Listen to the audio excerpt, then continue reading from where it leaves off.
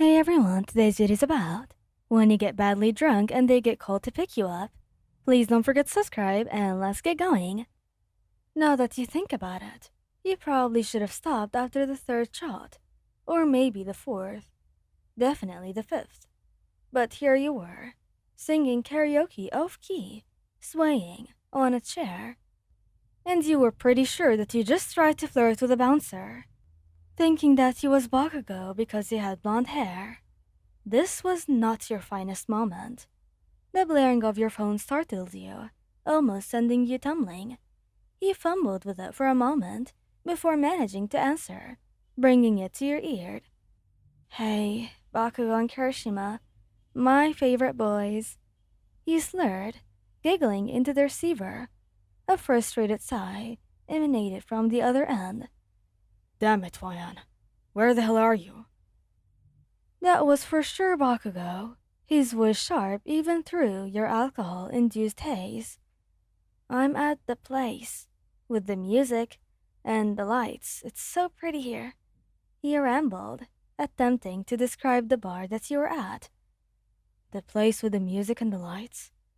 Kirishima's amused voice cut in, softer than Bakugo's, but still laced with concern. Sounds like every other bar in the city, Sunshine. Can you give us a cross street or something? You squinted at your surroundings. There's a really big trash outside, and a very enthusiastic pigeon. He burst into another fit of giggles. He heard Bakugo curse under his breath. Stay put, Ryan. Don't move an inch. We're on our way. Okay, but hurry up. I'm already getting sleepy. You mind, already feeling your eyelids droop. True to their word, it didn't take long for a familiar explosion of ash blonde hair and a very reassuring spiky red to appear in your blurry vision. Bakugo looked utterly exasperated. His crimson eyes narrowed, while Kirishima had that fond look in his eyes, slightly worried smile plastered on his face. Oh, hey guys, you actually made it. You beamed, attempting to stand up straight, only to sway dramatically to the side. Before you could faceplant, a strong arm wrapped around your waist, steadying you. Easy there, Ryan. Kirishima chuckled, his warmth a comforting presence against your side. Looks like someone had a little too much fun. Bakugo, meanwhile, was assessing the damage. You're lucky I didn't let you call anyone else. You looked like you wrestled the dumpster and lost. But I won, you protested, puffing out your chest. The dumpster is still there, isn't it? He just rolled his eyes, a small huff of amusement escaping him. Come on. Come on. Let's get you out of here before you embarrass yourself any more than you already have. He took your other arm, his grip firm but gentle. Between them, he felt surprisingly secure. As they navigated you through the crowded bar, you leaned heavily on them, feeling the comforting press of their bodies against yours. I missed you guys, you mumbled, resting your head on Kirishima's shoulder. He squeezed your side. We miss you too, Maya. Maybe next time we'll come with you, huh? Definitely next time. Bakugo grumbled, though you felt him suddenly shift next to you, to make you more comfortable. And next time, we're cutting you off after one drink. You giggled, a warm, fuzzy feeling spreading through you. Even in your drunken state, you knew that you were incredibly lucky. You had your two favorite heroes ready to swoop in and rescue you from your own bad decisions. And as you finally stumbled into the cool night air, supported by the two men who loved you, you knew that even after a terrible hangover, nothing would diminish the warmth in your heart. The next morning, you woke up with a pounding headache and a fuzzy memory of the previous night. You were tucked safely in your bed, a glass of water, and some painkillers on your nightstand.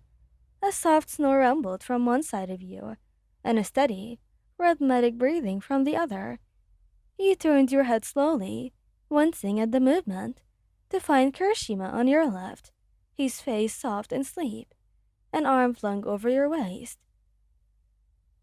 On your right, Bakugo was sprawled out, facing away from you, but his hand was loosely gripping yours. A small, contented smile touched your lips. They hadn't just picked you up, they had stayed with you. They always did. Despite Bakugo's grumbling and Kirishima's playful teasing, their love for you was unwavering. You carefully extracted your hand from Bakugo's loose grip and reached over to gently calm your fingers through Kirishima's soft red hair. He stirred then, blinking his eyes open and offering you a sleepy, reassuring smile. "Morning, sunshine," he whispered, his voice a little rough with sleep. "How's your head doing?" You groaned, like a drum solo inside my skull. Bakugo stared at your voices, a low grunt escaping him as he rolled over to face you both, his crimson eyes narrowing slightly. "Serves you right, you idiot. I told you to stay put."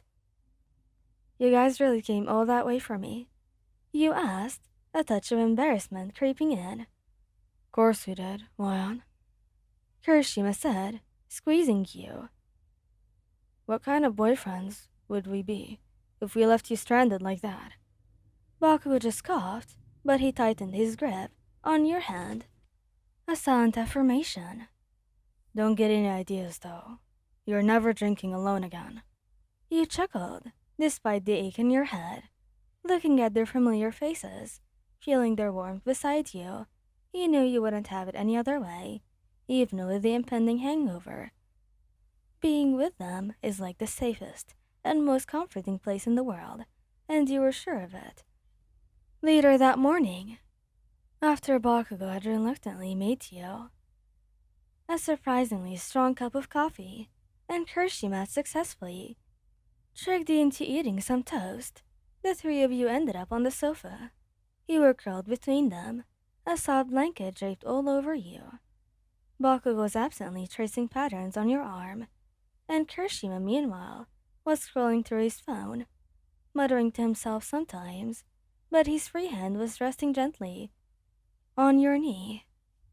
"You know," he mumbled, "I really am lucky to have you two." Bakugo let out a soft huff. Yeah, we know. Just try to not get yourself into so much trouble next time, alright?" Kirishima leaned his head against yours. "We wouldn't have it any other way, Wyan. Even if it means dealing with your drunken karaoke performances." You winced. "Don't remind me." He chuckled, pulling you a little closer. "It's alright. We still love you, even when you're like that." You felt a warmth spread through your chest, deeper and more comforting than any alcohol could provide. It wasn't about the grand gestures or the heroic rescues. It was these quiet moments of love, the easy comfort that came, and the presence of the two men who understood you completely. And so then you closed your eyes, letting yourself sink into their embrace, a sense of comfort and peace washing over you. Thank you guys for listening. I hope you liked this video. Please don't forget to subscribe, and goodbye!